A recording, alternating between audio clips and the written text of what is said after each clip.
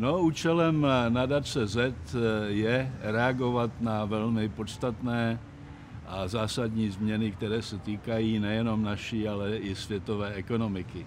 A jedna z těch změn je, že příchod nových technologií a příchod problémů, které máme s globalizačním procesem, vede k tomu, že se neustále vytrácí více a více pracovních příležitostí ve světě.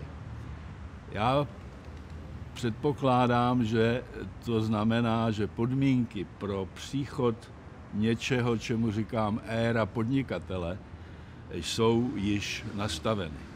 Podnikatel bude hrát stále větší a větší roli ve společnosti, protože podnikatel je vlastně tvůrce pracovních příležitostí.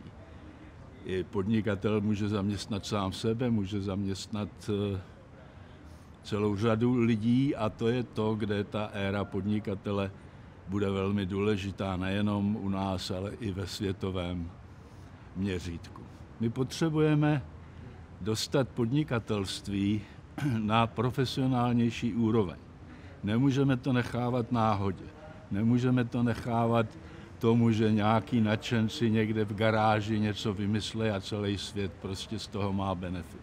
Nemůžeme si dovolit, aby nejtalentovanější lidi museli opouštět univerzitu. My musíme za podnikatelským talentem jít, my jej musíme rozvíjet v masovém měřítku, aby jsme co nejvíce těchto talentů zachytili. A cílem a účelem je zakládat podnikatelské univerzity, kde by se talenty učili podnikat nejenom čtením knih o podnikání, ale hlavně skutečným podnikáním.